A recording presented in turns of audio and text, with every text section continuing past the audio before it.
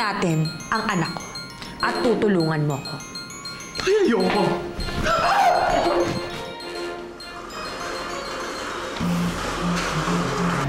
Ellery, tabi! Sinabi ko kasi kay Bridget na buntis ka. Paano mo nalaman yan? Hindi na importante kung paano ko nalaman. Mas importante kung malaman niyo kung anong gagawin ni Bridget. Kukunin na naman ba niya si Samantha?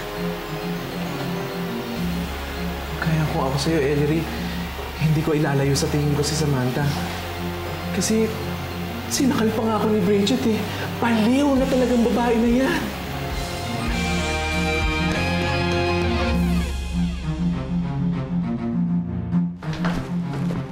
Bridget, saan ka naman pupunta? Saan pa ba? Eh di babawian ko si Ellery. Teka muna. Hindi pa ba sapat sa yung ginawa mo kahapon? Sinong matutuwa dun sa ginawa ko? Palpak! Ni walang kagalos-galos si Ellery. Baliw ka na talaga, Bridget. Hindi ako nababaliw, tita. Anong hindi? Simula nang mamatayan ka ng anak, kung ano-ano na pinaggagawa mo. Pero ito sinasabi ko sa'yo, Bridget, ha? Hanggang dito na lang pangunsinti ko sa'yo. Tita, hindi ko na mahiningi ang tulong mo. Ikaw ang kusang tumutulong sa akin. Dahil kamag-anak kita at anak ka ng kapatid ko. Pero ito tatanda mo, Bridget, ha? Kapag may ginawa ka pang isa pang katarantaduhan, huwag kang magtatago sa akin, ha? Ako mismo ang magsusumbong sa'yo sa pulis! Sige, tita. Gawin niyo yung mga gusto niyo. Pero bago niyo gawin yon, pwede paki-impake na lahat ng gamit niyo at lumayas kayo sa pamamahay ko.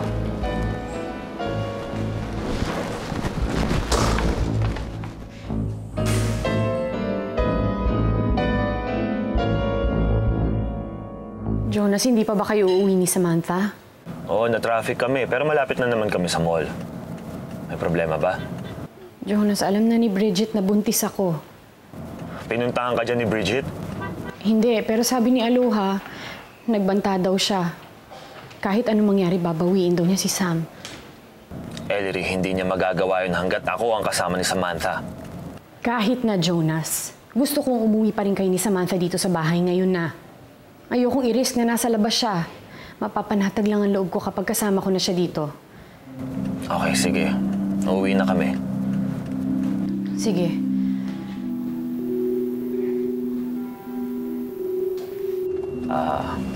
Anak. Sorry pero kailangan na nating umuwi eh.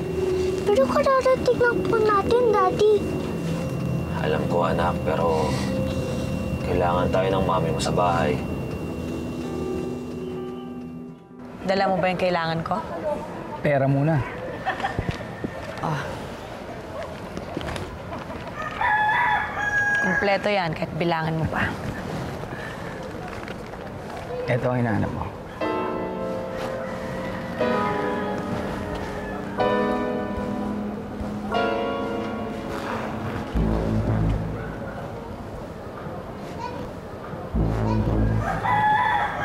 Salamat. Daddy, bakit po ba tayo nagbabadaling umuwi? Kasi anak, nag-aalala ang mami mo para sa'yo. Ano naman po ang sakit, Daddy? Bakit po kayo nag-aalala sa akin? Natatakot ang mami mo na baka kunin ka na naman ng mamita mo. Ayoko na pong ulit sumama kay Mamita, Daddy. Natatakot na po ako sa kanya. Alam ko yun, anak. Kaya uuwi na tayo. Safe ka doon. Sa bahay, hindi ka makukuha ng mamita mo.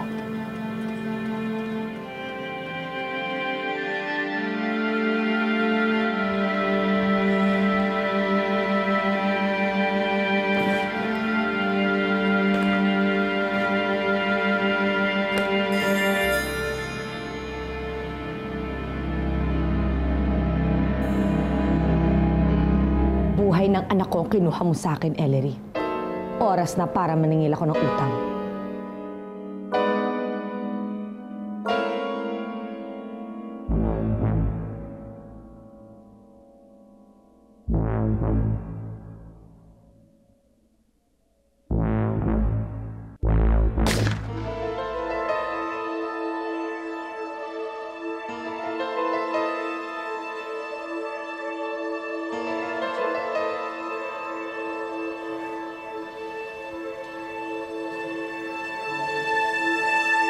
Anong ginagawa mo dito?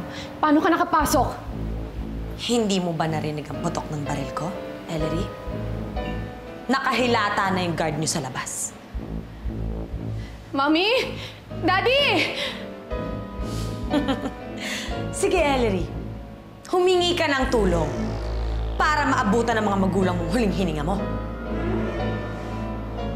Bridget, please. Pinatay mo ang anak ko. Quits lang tayo.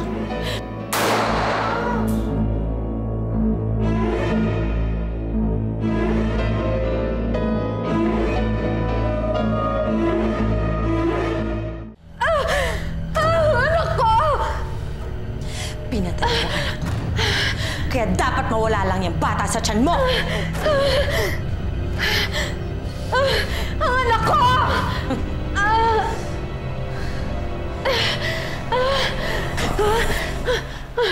Ang anak ko! Ang anak ko! Ang anak ko! Diyos ko! Ellery? Mami! Mami, ang anak ko, Mami! Anak, bakit? Ano nangyayari sa'yo? Nakita ko si Bridget, Ma. Binaril niya ako dito sa mismong tiyan ko. Gusto niyang patayin ang anak ko. Oh my God. Ellery, my dear, it's just a dream, okay? Huh? Calm down, it's just a dream. Hindi totoo yun, hindi. Mami, hindi. Nakita ko mismo si Bridget sa harap ko. Parang totoong-totoo eh. Ellery, ganyan talaga ang mga buntis, anak, ha? You're paranoid. Natatakot ka. You have so many worries, ha? Natatakot kang mawala ang anak mo sa'yo. You feel vulnerable. But that is normal. Normal. Don't be scared. Mami, it felt so real. Parang totoong-totoo eh.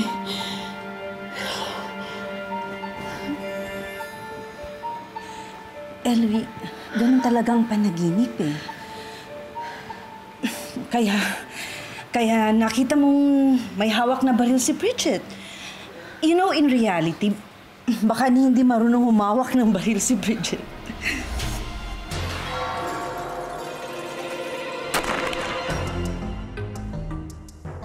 Hayop ka, Ellery.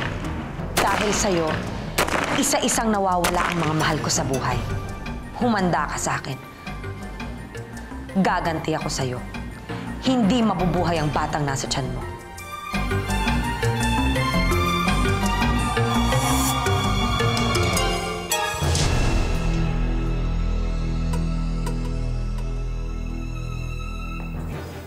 Aloha.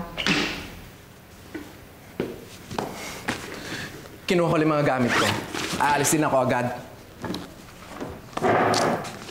Iiwan mo na ako talaga?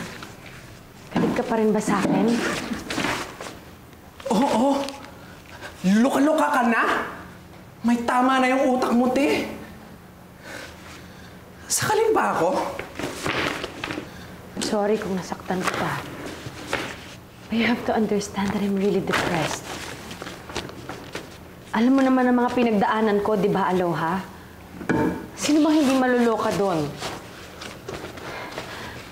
Nawala na sa akin si Sam. Sumunod si Jonas. Tapos ngayon, yung anak ko. Katapos ko siyang dali ng 9 na buwan, bigla lang siyang mawawala sa akin. Ngayon mo nga sabihin sa akin na life must go on. Ikaw, magagawa mo ba yun kaagad? Ha? Sige na, tama na. Huwag ka nang umiyak. Sige na, okay na. Hindi mo na ba ako iiwan? Hindi ka nagalit sa akin? Hindi na, sige na. Basta mangako ka lang sa akin, ha? Ayusin mo na yung buhay mo. Tantanan mo na si Jonas at Ellery, ha? Sige, Aloha. Hahayaan ko na sila.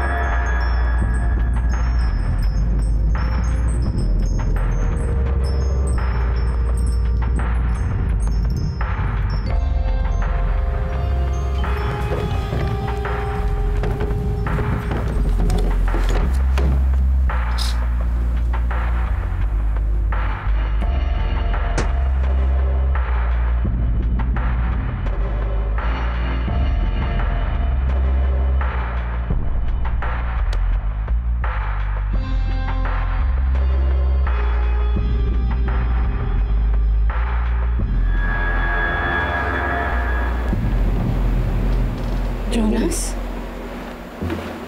Ba't ka may hawak na base? Akala ko kasi kung sino ka eh. Bakit naman dahan-dahan ka pumasok? Alam ko kasi na natutulog ka na. Kanina pa kami dumating ni Samantha. Hindi ka na namin ginising.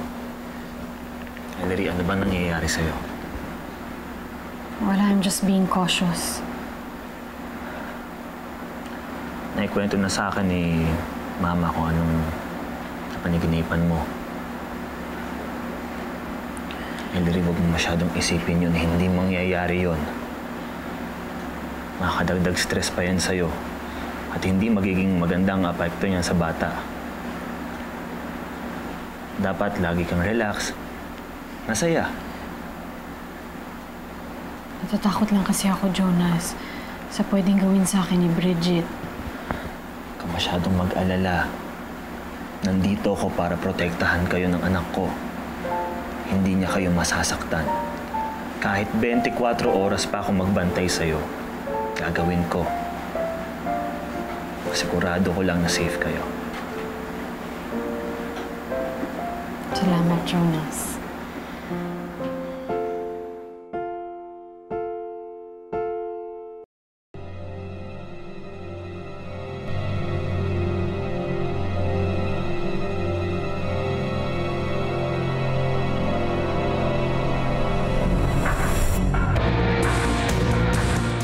Babalik na lang ako bukas.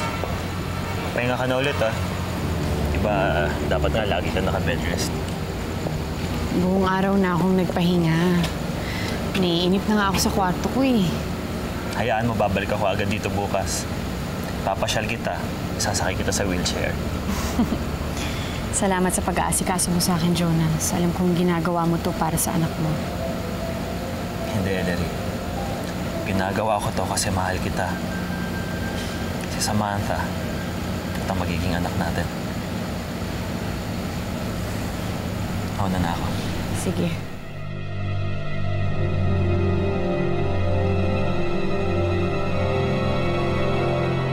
Jonas! Bakit?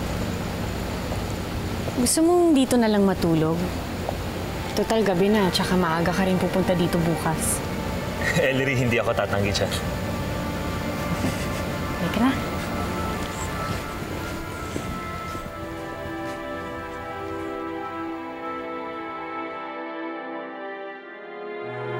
Bridget? Bridget?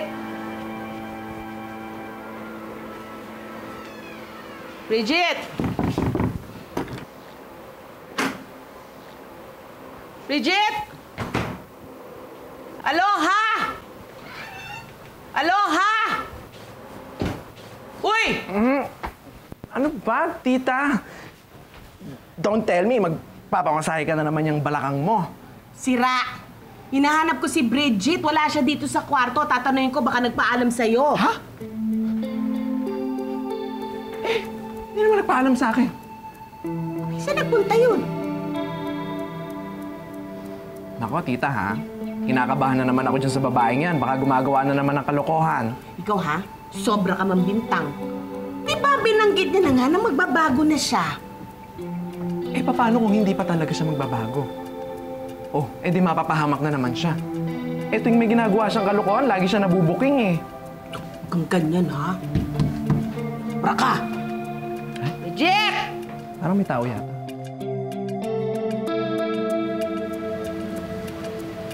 Hoy, sino ka? Ba't di ka sumagot? Sino ka? Humarap ka nga sa akin. Pag hindi ka humarap... Guard! Guard! Ay! Guard! May nakapasok na tao! Guard! Hindi ko siya namukaan dahil madilim. Nakakausap ko na yung mga security guard. Nagsabi nila, may mga taxing pumasok sa village. Pero wala naman daw tumigil sa bahay natin.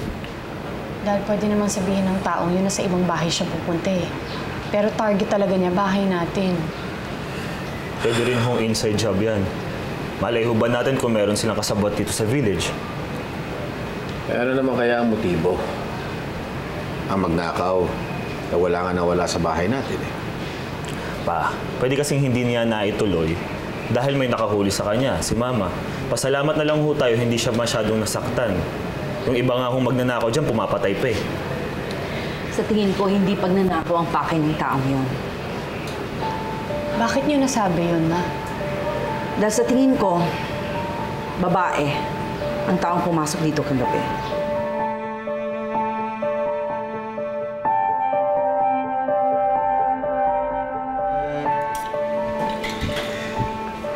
Nasaan ka kagabi? Bakit lumabas ka pa ng bahay? Bumalik ako ng shop. Kinuha ko yung mga designs ko. Siyempre, marami akong gagawin. Nagpaparush yung mga kliyente. Tsuserang frog ka, ha? Baka mamaya kung ano na namang kalukuhan ang ginagawa mo. Aloha, kung ano man yung iniisip mo, nagkakamali ka. Ayokong mag-aksaya ng oras sa mga taong ayaw naman mag-aksaya ng oras para sa akin.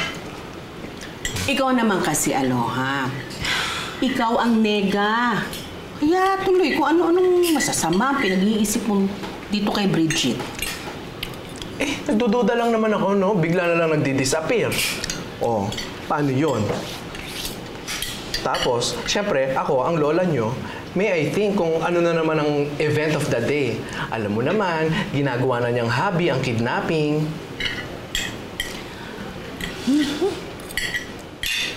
O talaga? Intrimitida ka?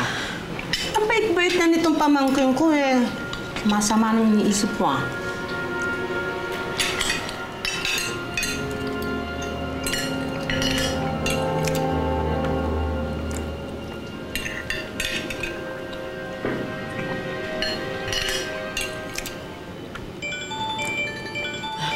Excuse me.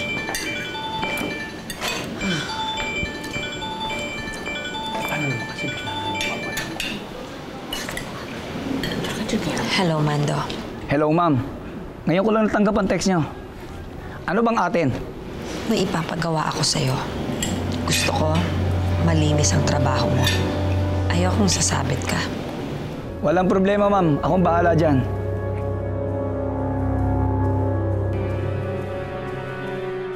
Masakit pa ba, Ma? Hindi gaano. Mabuti na lang nga sa braso ako tinamaan at hindi sa ulo. At hindi kayo sinaksak o binaril. Karamihan ng masasamang tao ngayon may dalang armas. Kung totoong magnanakaw, pwedeng gawin niya yon. Pero hindi yun magnanakaw, Ellery. Dahil babae siya, At pamilyar siya sa pamamahay natin. May pinaghihinalaan po ba kayo? Hindi ko ito sinabi kanina. Pero ang duda ko, si Bridget ang taong pumasok dito kagabi.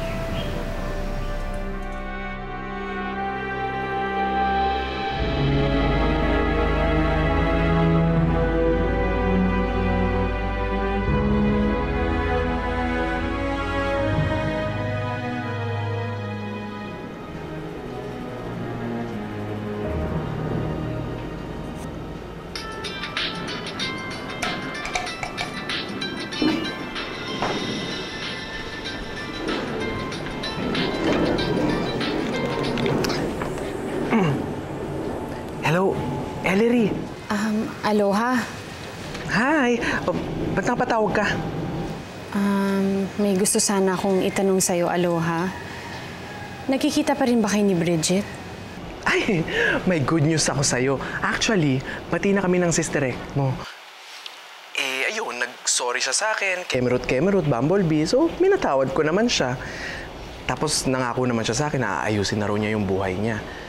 Kaya yun, ang lola mo, sub-sub sa trabaho, sa butik. Bakit mo naman naitanong? I'm glad sa ibinalita mo sa akin tungkol kay Bridget, Aloha. Para namang asiwa kung tatanungin pa kita. Tungkol saan ba? Malay mo, makatulong ang beauty ko. Wag mo na lang sana mababanggit to sa kanya, Aloha. Nasaan ba siya kagabi? Meron kasing nagtangkang pumasok ng bahay namin eh. Sabi ni Mami mukhang babae daw. Hindi naman ko sa nagbibintang kami, pero gusto ko lang makasiguro. Umalis ba siya ng bahay kagabi? Nasa butik daw siya. I don't think siya yung nakita ng mami mo. Pasensya ka na, Aloha. Pasensya ka na kung siya ang pinaghihinalaan namin. Alam mo naman siguro ang mga pinaggagawa ng kaibigan mo, di ba? Oo naman. Okay lang yon. Pero I will assure you na hindi siya yung pumasok sa bakuran niya. Sige, salamat, Aloha.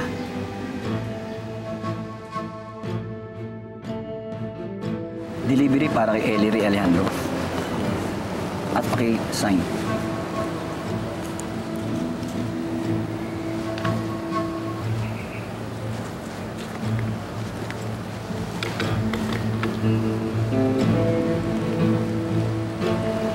Maraming salamat.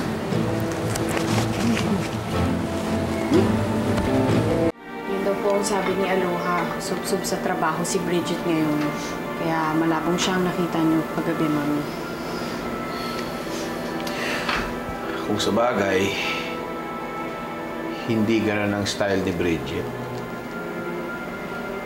Mahilig manggulo yun eh. Mahilig makipag-away. Confrontational na tao si Bridget. At wala siyang mapapala kung bigla-bigla na lang yung susugot dito sa atin. Well, kung hindi siya yon, sino ang babaeng yon? I'm sure hindi yun magnanakaw. Marisa, huwag na natin pag-usapan yan. Kahit sino pa siya, ang importante, kailangan natin mag-ingat. Dahil si Bridget, delikadong tao yan. Ellery, kung okay lang sana sa'yo, pwede bang dumito na muna ako habang nagbubuntis ka? Ayoko kasi nag-aalala kay. Gusto ko panatag ang loob mo habang nagbubuntis ka. Walang problema sa akin yun, Jonas. Mas matutuwa pa nga si Samantha kapag nalaman niyang nandito ka.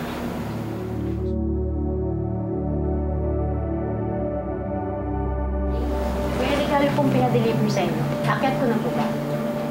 Regalo? Sino naman ang magre-regalo sa akin? Baka pahabol sa Pasko.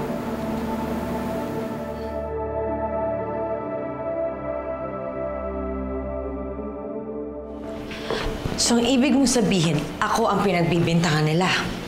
Oo, ikaw na nga. Kasi babae daw yung nakita nung ninang Marisa mo.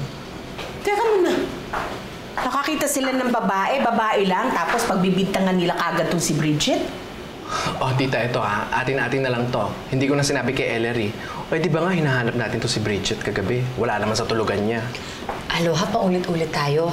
Di ba sinabi ko sa'yo bumalik ako ng shop dahil kinuha ko yung mga designs ko? Hindi pa nga ako tapos hanggang ngayon eh. Alam mo buong entourage ang gagawin ko. Alam mo yan. In fairness, Bihira naman sila. Bilis naman nila magbintang. Sino naman magre-regalo sa akin? Bakit walang gift tag? Baka nalaglag lang. Teka, gusto mo ba ng tubig? Sige. Thank you. Kuha kita.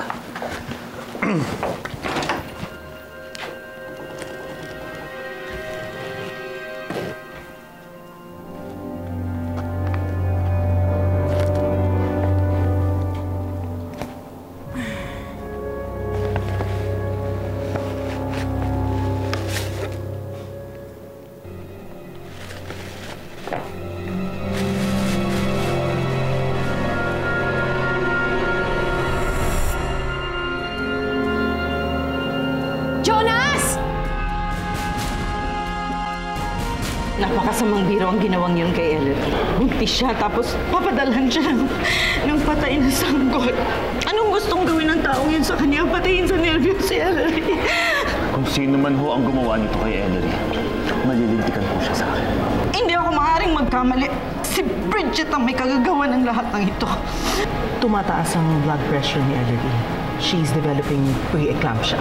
Ngayon kung hindi maagapan ang pagtaas ng kanyang blood pressure, ito ang ikamamatay ng bata sa tiyan niya.